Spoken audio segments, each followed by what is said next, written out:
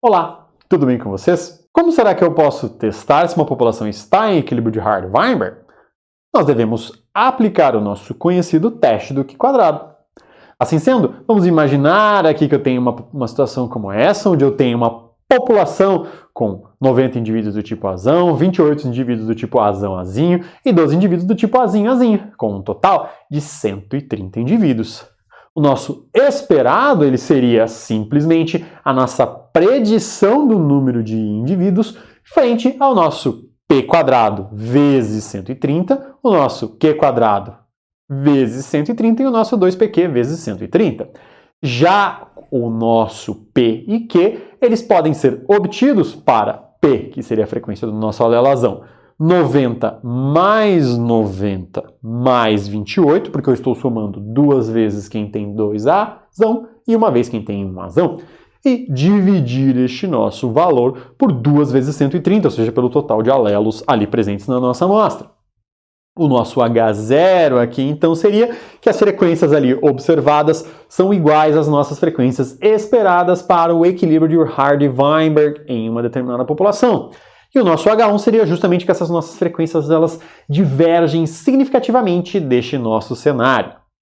Assim, o nosso observado menos o esperado seria nada mais que 90 menos 83,2, que daria 6,8, 28 menos 41,6, que daria menos 13,6, e 12 menos 5,2, que nos daria 6,8. O nosso observado menos esperado ao quadrado e o nosso observado menos esperado ao quadrado divididos pelo esperado nos renderiam estes valores aqui, que no final das contas nós teríamos um somatório de 13,8943 como o resultado final do nosso teste do Q². Este resultado aqui ele deveria ser comparado com uma tabela, mas para isso nós precisamos lembrar de calcular quantos graus de liberdade nós temos. Nós temos 3 classes distintas aqui avaliadas e 2 parâmetros foram estimados. O total de indivíduos, o nosso 130, e nós também precisamos de estimar pelo menos a frequência de um dos nossos alelos, dado que P mais Q é igual a 1, eu precisei calcular P ou calcular Q para conseguir finalmente atingir essas nossas frequências aqui. Assim sendo, 3 menos 2, nós temos 1 grau de liberdade. O nosso valor tabelado para 5% e 1 grau de liberdade é 3,841, sendo 3,841 muito menor do que 13,89, ou seja, o nosso valor calculado é maior que o tabelado, eu devo rejeitar a nossa hipótese H0, ou seja, essa população aqui ela não se encontra no equilíbrio de Hardy-Weinberg. Mas quais seriam os motivos que levam a este cenário? O que faz uma população não se encontrar no equilíbrio de Hardy-Weinberg? Quais são esses fatores? Quais são as características que determinam a não observância desse nosso equilíbrio para um determinado locus, dado que os nossos valores não são iguais ao esperado? Nós precisamos pensar em fatores que levam à mudança nessas nossas frequências alélicas.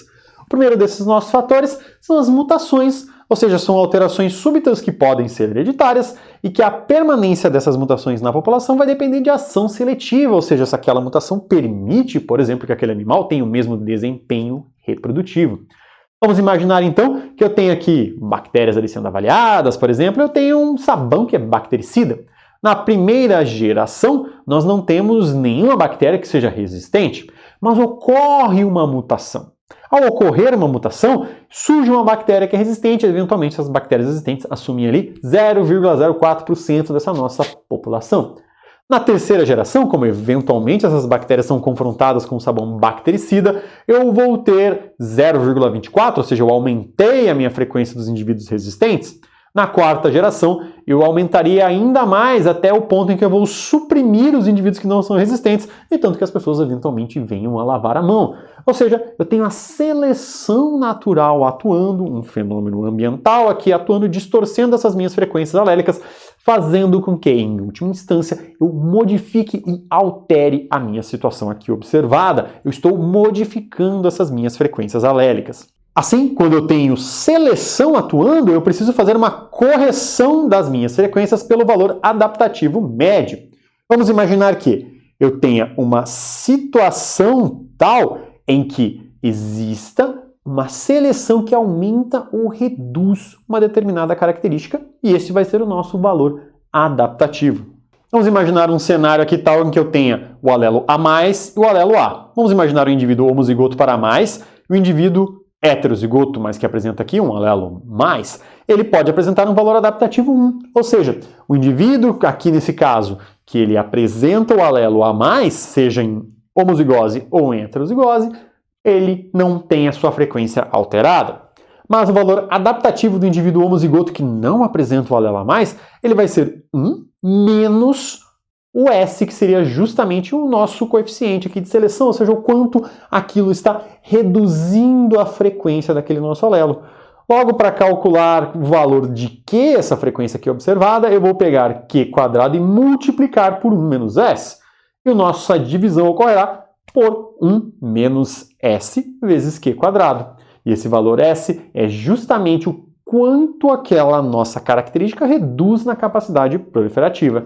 Já aqui, para calcularmos P, eu terei que P² divididos por 1 menos S vezes Q² vai trazer efetivamente a frequência do nosso alelo P em uma situação em que eu tenho seleção natural e que, consequentemente, o equilíbrio de Hardy-Weinberg, que nós vimos até então, não pode ser diretamente aplicado. Outros dois cenários podem influenciar dentro desse contexto. Um deles é o balanço de mutação e seleção, ou seja, eu posso ter mutações ocorrendo mais de uma vez, então por mais que a seleção tente excluir um determinado alelo, aquela mutação pode surgir novamente, aquele alelo surge novamente. E, eventualmente, o polimorfismo pode ser mantido caso você tenha sobredominância, ou seja, por mais que o indivíduo homozigoto recessivo ele tenha uma característica negativa, ele tem um valor de S muito alto, eventualmente a nossa sobredominância pode entrar ali e manter aquele polimorfismo presente na população, ou seja, não deixar a nossa frequência de Q cair ali para menos que 1%.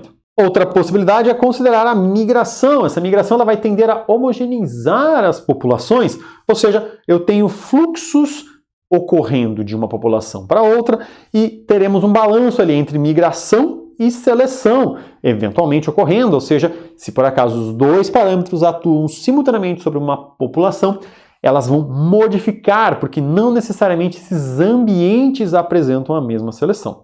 Considerando que eu não tenho seleção aqui presente, quando eu tenho um fluxo entre as duas populações, a tendência é que essas duas populações fiquem iguais, caso o fluxo seja grande e homogêneo entre elas.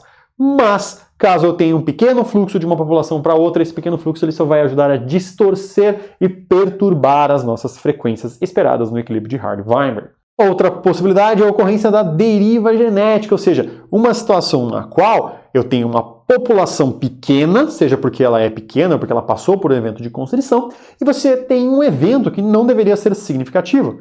Vamos imaginar que eu tinha aqui uma população original com 8 indivíduos com genótipo Rzão e 8 indivíduos com genótipo Rzinho. Por algum motivo não tinha heterozigotos. Já vejo que é uma população relativamente rara aqui desses nossos besourinhos.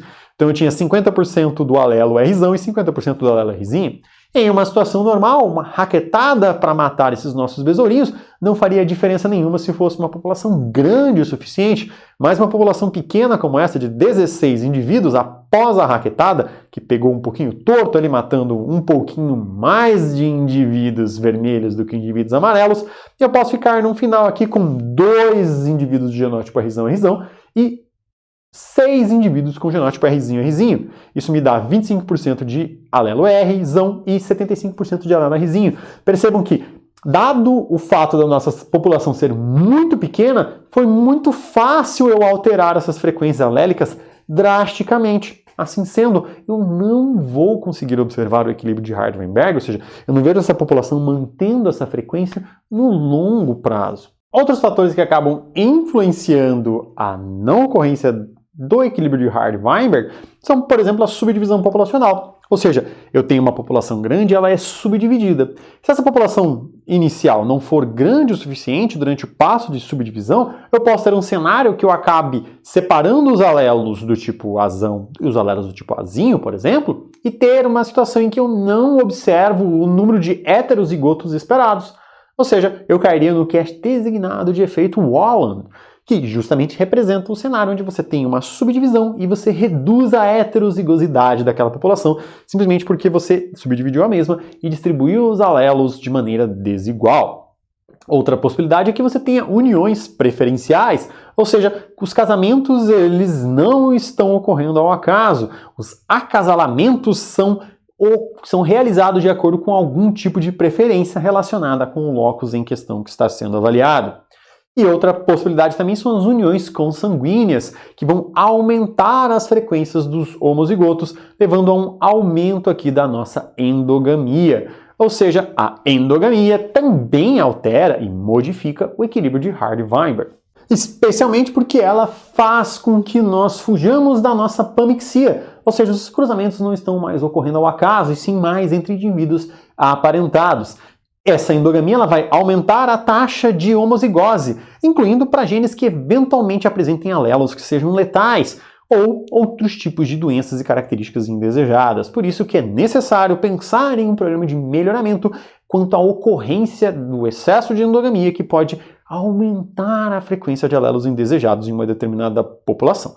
Já a exogamia, ou seja, a introdução de indivíduos não aparentados naquela população, ela vai favorecer a heterozigose. Por mais que ela seja interessante para reduzir os problemas causados justamente pela nossa homozigose, ela também está alterando nosso equilíbrio de Hardy-Weinberg, porque nós estamos incluindo outras frequências e variações alélicas ali naquela população. E para que eu possa usar o conceito do equilíbrio de Hardy-Weinberg, eu posso pensar em um estudo populacional, onde eu olho para uma característica a qual eu não sei os cruzamentos, eu não tenho dados familiares para conhecer os cruzamentos, e justamente se eu observar que aquela população, para aquela característica, segue o equilíbrio de Hardy-Weinberg, ela pode ser explicada pela presença de um conjunto finito de alelos, e consequentemente eu dou suporte à base genética mendeliana daquela característica em questão. Outra possibilidade é utilizar o equilíbrio como um ponto de partida para a construção de modelos matemáticos distintos. Dentre eles, por exemplo, os que permitem a construção de haplótipos. O que são haplótipos? Pensem em genes que estão ali relacionados com o mesmo cromossomo. Nós podemos pensar que esses genes que estão no mesmo cromossomo, por exemplo, o gene A, B e C, que tem os alelos Azão, Bzão, Czão, Azinho, Bzinho e Czinho, eles podem estar organizados Azão, Bzão, Czão em um mesmo cromossomo, ou então Azão, Bzinho, Czão, ou outras combinações distintas. Essa combinação que apresenta no mesmo cromossomo é justamente o haplótipo. Assim, por mais que eu não tenha informação física e real se aquele haplótipo está presente ou não, dado que os genes estão ligados, eu posso considerar o equilíbrio de Hardy-Weinberg individualmente para esses nossos locos e conseguir predizer qual é a orientação e como é formado esse nosso haplótipo em uma população maior, em uma população considerando a frequência dos alelos ali presentes. Outro cenário também que o mesmo pode ser útil é justamente quando eu tenho esse desvio em relação ao equilíbrio em determinadas regiões genômicas. Se por acaso eu tenho um locus genômico que não está sob o equilíbrio de Hardy-Weinberg, é muito forte o indício de que o mesmo esteja sob atuação de seleção. Ou seja, eu tenho algum fator que está alterando e fazendo com que alguma posição, algum pedaço do nosso genoma, ele não está sendo herdado respeitando o equilíbrio de Hardy-Weinberg. Então nós nunca deveremos falar se aquela população está em equilíbrio para todos os losses gênicos, mas sim para o losse gênico sob teste. Eventualmente você vai observar o equilíbrio para um locus genômico, mas não para o outro. E justamente o equilíbrio de Hardy-Weinberg não sendo observado em algum local indica que existe alguma atuação de seleção natural modificando as frequências ali presentes. E agora nós sabemos tudo que pode atrapalhar o nosso equilíbrio de Hardy-Weinberg e fazer com que o mesmo não ocorra. Assim sendo, vamos treinar e fazer alguns exercícios? Até mais e bons estudos!